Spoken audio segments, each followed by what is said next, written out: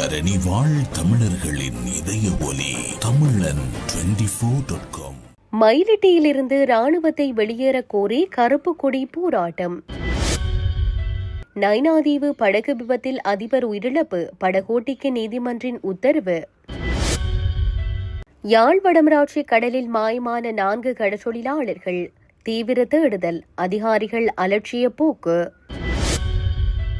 யாழில் 11 வயதான பாடசாலை மாணவி கர்ப்பம், சகோதரன் உள்ளிட்ட 2 கைது. பெண்களுக்கு சம்பளத்துடனான மாதவிடாய் விடுமுறை, அரசாங்கத்திடம் கோரிக்கை. வேஷ்டி சட்டையில் தமிழ்நாடு முதலமைச்சர் விஜய், வைரலாகும் காணொளி.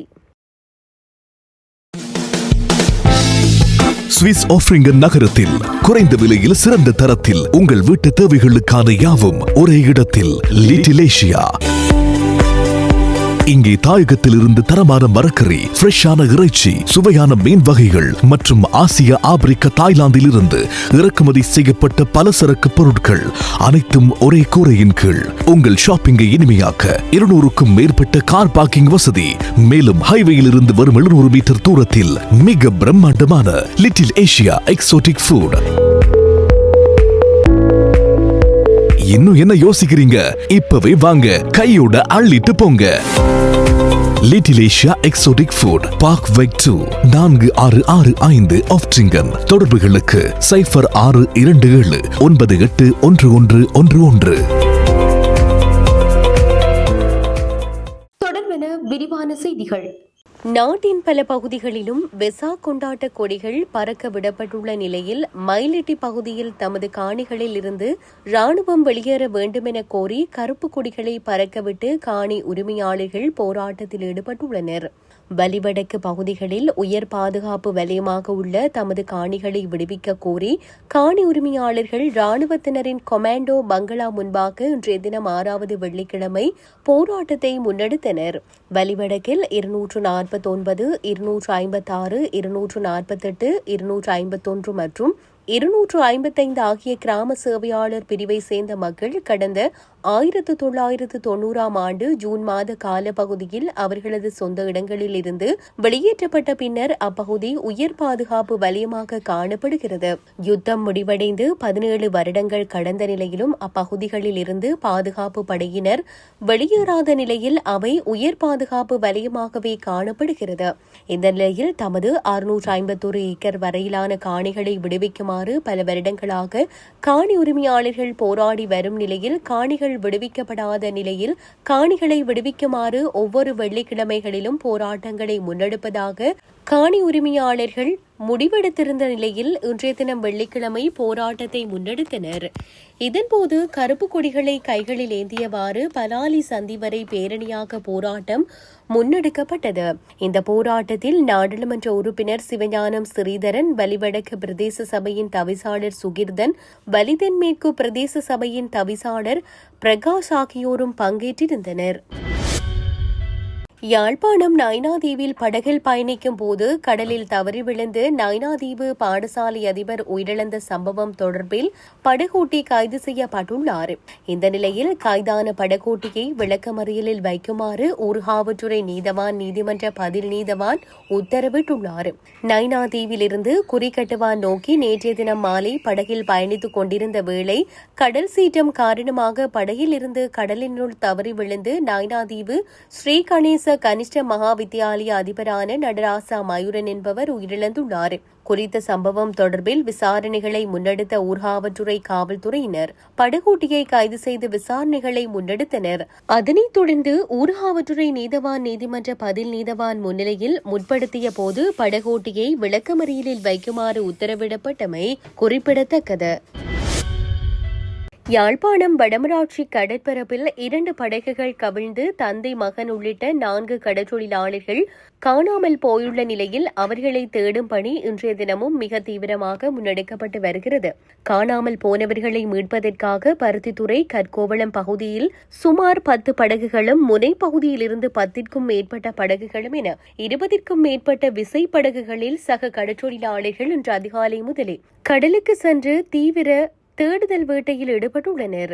முன்னதாக நேற்று முன்தினம் புதன்கிழமை கடலுக்கு சென்ற இவர்களை தேடி சக கடற்றொழிலாளர்கள் சென்றிருந்த போதிலும் பலத்த காற்று மற்றும் கடல் கொந்தளிப்பு காரணமாக ஏமாற்றத்துடன் திரும்பியிருந்தனர். இந்நிலையில் இன்று வானிலை சற்றே சாதகமாக உள்ளதால் தேடுதல் பணி முழுவீச்சில் முடக்கிவிடப்பட்டுள்ளது. இதேவேளை கடற்றொழிலாளர்கள் காணாமல் போனது குறித்து கடற்றொழில் அமைச்சர் மற்றும் கடற்றொழில் நீரியல் வளத்துறை பிரதிபலிப்பாளர் ஆகியோருக்கு உடனடியாக தகவல் வழங்கப்பட்டும் கடற்படையினர் தேடுதல் பணியில் ஈடுபடவில்லை என உள்ளூர் கடற்றொழிலாளர்கள் கடும் அதிருப்தி வெளியிட்டுள்ளனர்.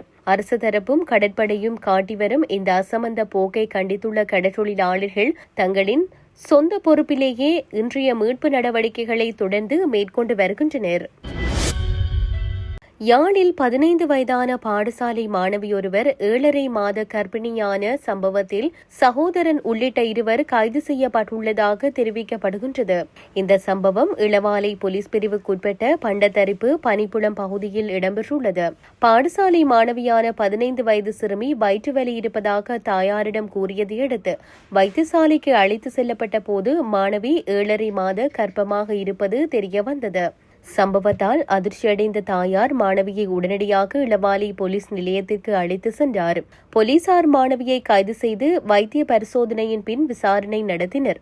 இதன்போது தனது தாயாரின் சகோதரியின் மகனான ஒன்றுவிட்ட சகோதரன் ஒருவரும் மற்றொரு நபரும் தன்னை வெவ்வேறு சந்தர்ப்பங்களில் பாலியல் வல்லுறவுக்குள்ளாக்கியதாக மாணவி தெரிவித்தார்.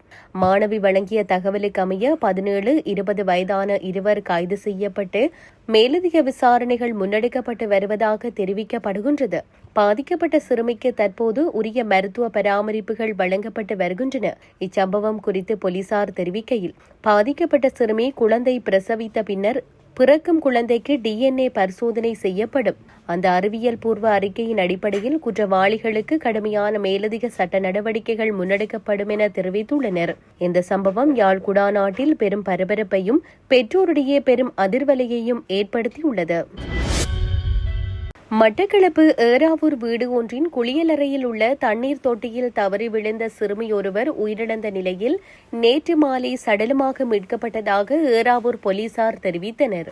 ஏறாவூர் 5 பிரிவு நீதிமன்ற வீதியை சேர்ந்த 11 வயதுடைய சிறுமியே சடலமாக மீட்கப்பட்டதாக ஏறாவூர் போலீசார் மேலும் தெரிவித்தனர்.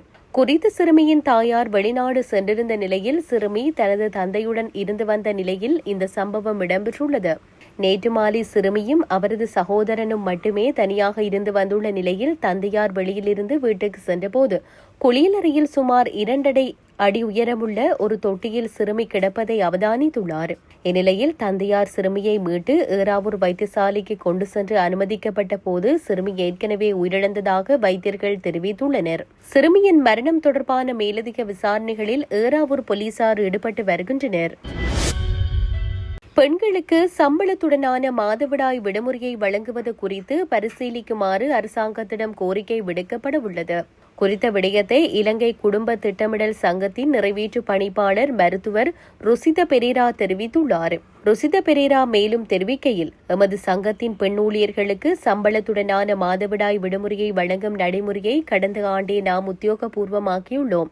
இந்நிலையில் அரசு நிறுவனங்களில் பணிபுரியும் பெண் ஊழியர்களுக்கும் இந்த விடுமுறையை அனுமதிப்பது குறித்து பரிசீலிக்குமாறு கோரி மகளிர் மற்றும் சிறுவர் விவகார அமைச்சு, தொழிலமைச்சு மற்றும் சம்பந்தப்பட்ட ஏனைய அதிகாரிகளுக்கு நாம் கடிதம் மூலம் கோரிக்கை விடுக்கவுள்ளோம். அரசு மற்றும் தனியார் துறைகள் இரண்டிலும் இந்த நடைமுறையை கொண்டுவர முடிந்தால் அது ஒரு பெரிய வெற்றியாக அமையும் என அவர் சுட்டிக்காட்டியுள்ளார். அத்துடன் மாதவிடாய் காலப்பகுதியில் பெண்களை பராமரிப்பது ஒரு சமூக பொறுப்பு என்பதை வலியுறுத்தி விழிப்புணர்வை ஏற்படுத்தவும் அரசு மற்றும் தனியார் நிறுவனங்களை இந்த முயற்சியில் இணைத்துக் கொள்ளவும் திட்டமிட்டுள்ளதாகவும் அவர் தெரிவித்தார். உலகளவில் மாதவிடாய் சுகாதார தயாரிப்புகளுக்கான வரிகளை நீக்குதல் மற்றும் மாதவிடாய் சுகாதார விழிப்புணர்வை ஏற்படுத்துதல் போன்ற பல்வேறு நடவடிக்கைகள் எடுக்கப்பட்டு வருகின்றன. இலங்கையிலும் மாதவிடாய் சுகாதார தயாரிப்புகளுக்கான வரிகளை நீக்குவது குறித்து பரிசீலிக்கப்பட்டு வரும் தற்போதைய சூழலில் குடும்ப திட்டமிடல் சங்கத்தின் இந்த உத்தியோகபூர்வ கோரிக்கை முன்வைக்கப்படவுள்ளமை குறிப்பிடத்தக்கது. தமிழ்நாடு முதலமைச்சர் விஜய் வேஷ்டி சட்டையில் வந்த காணொலி சமூக வலைதளங்களில் வைரலாகி வருகிறது. தமிழ்நாடு முதலமைச்சர் ஆன பின்னர் வேஷ்டி சட்டையில் அவரது மேலாளரின் கிரகப்பிரவேசத்திற்கு சென்றுள்ளார்.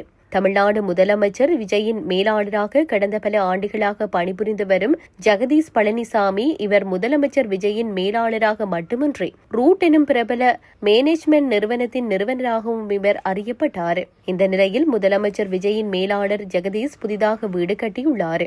இந்த வீட்டின் கிரகப்பிரவேசம் இன்று நடைபெறும் நிலையில் தமிழ்நாட்டின் முதலமைச்சர் விஜய் அங்கு சென்றுள்ளார். அப்போது எடுக்கப்பட்ட வீடியோக்கள் தற்போது சமூக வலைதளங்களில் வைரலாகி வருகிறது.